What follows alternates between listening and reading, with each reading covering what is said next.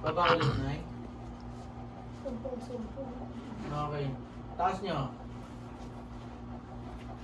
Hindi nyo kayang ituwid. Yung isa, pasumpong-sumpong ito, bumabalik. Itong isa.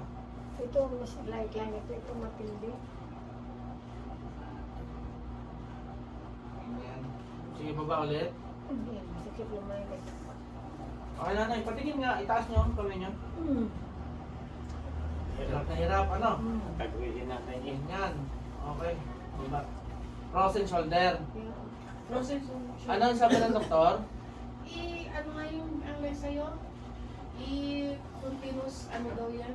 I-operahan na, ano na to eh. Operahan. Dumikit na daw yung ano niya. Ang mga ugat ko dito daw, dumiligit daw, gano'n. Ano na lang. Hindi na niya siguro kaya. Pero one, Ay, edad na si Nanay eh. Kaya sabi niya, lapit natin kay Sir. Baka may magawa siya. Nahirapan ng itaas ang kamay, ano? Frozen kasi. Sige, Nanay.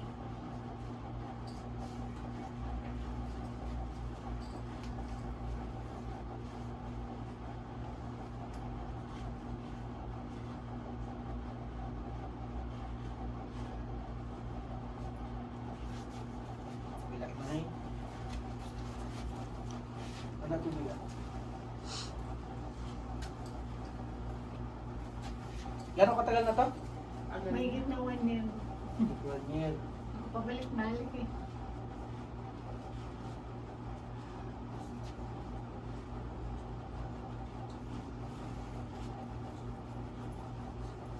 Wala naman po tumutulak po. Before, may naggawa sa kanya. Sa ngayon po, Bahay niya. Pero ngayon, parang Wala naman po. tahimik na. Oo. pero kahit po ganun, tatapalan ko pa rin siya ng practice. Mamatay sa epekto ng para po sepsis. Lahat po ng kapal, huwag tatanggalin, antayin po sa alis. Pag naalis po, huwag na itatakal. Ay, pakainom po. Oo.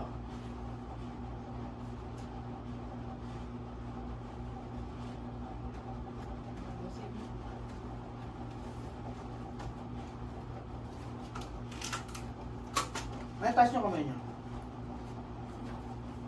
Sige, oh. Dalawa. Diretso nyo. Hindi yan ang matuwid. Matuwid. Ayan. Kanina kasi nakaganyan. Malagay dito sa right side. Ayan, po talaga yan. Ha? Gumugutok. Babalikin na yun sa dati. Ayan. Oo. Kaya ganun, ano. Baba ulit. Titingnan ulit natin, ano. Kasi kanina, ganyan lang eh. Hindi niya pala naman. Oo. Nanay, tuloy ulit. Diretso. Yan. Ano gusto nyo? Masakit na nakaganyan o masakit na natuwid? Siyempre, pag walang kagaya, masakit pa ito. Siyempre, Yun na. kung may problem. Okay. So tatapalan pa namin yung iba na ha. Ito yung pain nito, maya maya mawala na yan ha. Nanay, dito. Tatapalan pa ha. Nanay, sikmura.